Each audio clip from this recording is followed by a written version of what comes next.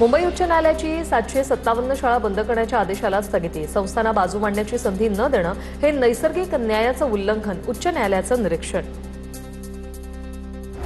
कुर्ल्यामध्ये बस आणि कंटेनरचा भीषण अपघात. कुर्ला ब्रिजवर सकाळी 6 वाजताच्या सुमारास बस चालकाचा बसवरील ताबा सुटल्याने अपघातानंतर कंटेनर ब्रिजवरच उलटला.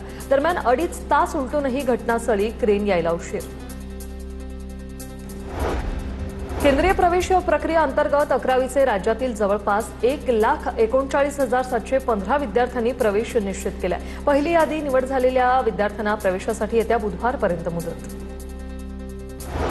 मुंबईतील मराठी भाषेतील फलक कारवाईत आतापर्यंत 1023 जणांना नोटीस. 33,750 दुकानं आस्थापनांची तपासणी. पालिकेच्या दुकानं आणि आस्थापना विभागाकडून वेगाने कार्यवाही सुरू. वसई विरार मनपा परिवहन सेवेच्या बस चालक आणि फेरीवाल्यांमध्ये वादामुळे झालेल्या धक्काबुक्कीचा व्हिडिओ सोशल मीडियावर व्हायरल. पुण्यातील जंगली महाराज रस्त्यावर 2 वाहनतळांचा प्रस्ताव. या वाहनतळांवर सुमारे 550 वाहनांची सोय होणार. वाहतूक कोंडीचा प्रश्न मिटणार. पुणे मनपाची मिळकत कर भरण्याची ऑनलाईन यंत्रणा कोलमडली. पैसे भरण्यास अनेकांना अडचण. मिळकत भरण्यासाठी शेवटचे 2 दिवस शिल्लक. नागरिकांचा उदंड प्रतिसाद. एकाच दिवसात पुणे मनपाच्या तिजोरीत 90 कोटींचा महसूल. पिंपरी चिंचवड महानगरपालिकेकडून 250 कोटींच्या मालमत्ता कराची वसुली. आतापर्यंत शहरातील 2,47,000 नागरिकांनी मिळकत कर भरला. पुण्यात जनगणनेचं काम न करणाऱ्या 25 कामचुकार प्रगणकांवर गुन्हे दाखल. पुणे मनपा आयुक्त नवल किशोर राम यांच्या आदेशानंतर कारवाई. ठाण्याच्या वांगणीतील अनधिकृत चाळींवर महसूल विभागाचा बुलडोझर. 100हून अधिक घरं जमीनदोस्त. महसूल विभागाचा चाळ माफियांना दणका. बदलापुरात ओव्हरटेकच्या वादातून तरुणाची लूट. चाकूचा धाक दाखवत हिसकावली सोन्याची शीट.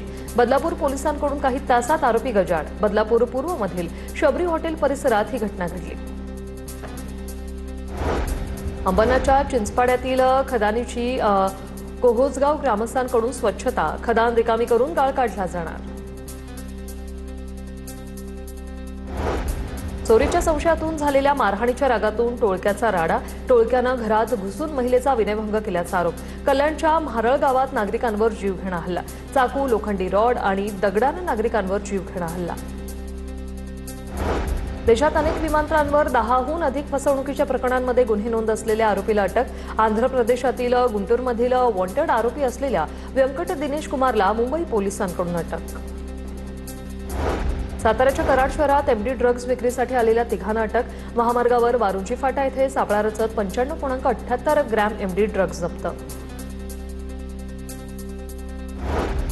सिंधुदुर्गच्या कुडाळमधील शासकीय मैदान दारुड्यांचा अड्डा बनले. मैदानावर दारूच्या बाटल्यांचा खच. कारवाई न केल्यास ठाकरेंच्या शिवसेनेकडून ठिय्या आंदोलनाचा इशारा. चंद्रपूरमध्ये ग्रँड फॉर्च्युनर कंपनीकडून 93 गुंतवणूकदारांची फसवणूक. गुंतवणूकदारांना गंडा घालून संचालक फरार. गुन्हा दाखल.